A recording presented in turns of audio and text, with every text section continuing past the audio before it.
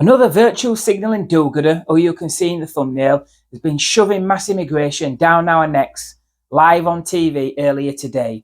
Bear in mind, this is the same guy who said one of J.K. Rowling's books should be banned, even though he admitted he'd not even read it. Take a listen, it's audio only because of copyright. But lots of you want to put the argument that we shouldn't accept these people in the first place, and that is wrong. And Britain needs to get out of this rut of being anti-immigration, of wanting to cut off the world, because it doesn't benefit us, it doesn't benefit our economy, and it is morally wrong to turn away these people fleeing persecution. All right, only making him angry. These people are angry. Meanwhile, they try to blame foreigners. They try to blame immigrants and refugees for their problems. They are not to blame for this country not working. We need more immigrants in this country, not fewer. We need to take more refugees.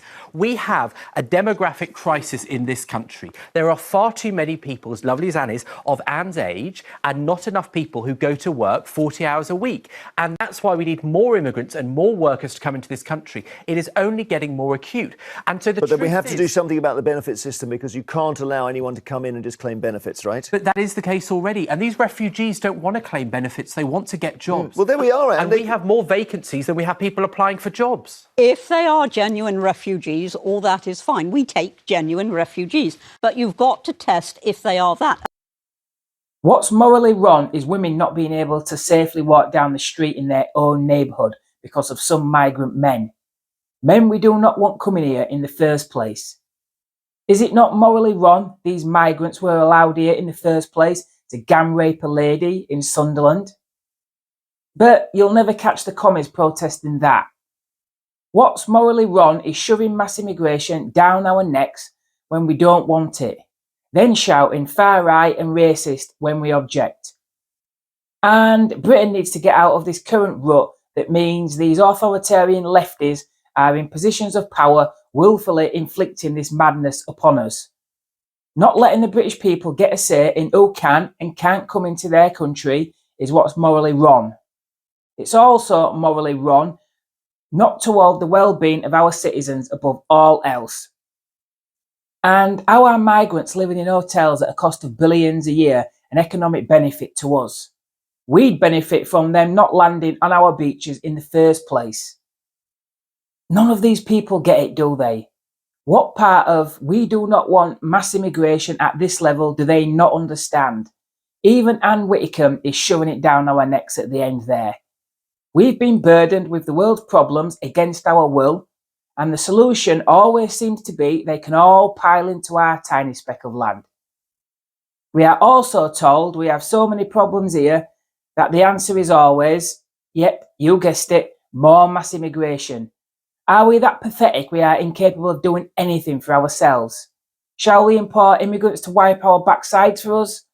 Where does it end? The economic argument is always given to try and justify mass immigration. Yes, some is fine and even necessary, but at this level it is just insane. I hate to break it to them, but there is more to a nation than just economic benefits.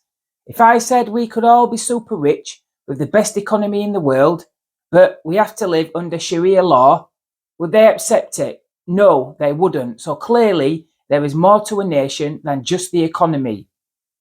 Why should the whole fabric of our society be torn to pieces because business owners want cheap labour and do-gooders want to abolish our borders? Yes, everyone wants good jobs, that goes without saying. But people also want to live in a country where those around them share their values, culture, customs and language. A country that looks like England in terms of architecture and surroundings. Changing all that so it's like living in a foreign country is not acceptable to the people of this country. And the rate it is happening is just criminal. But that's why the lefties love it.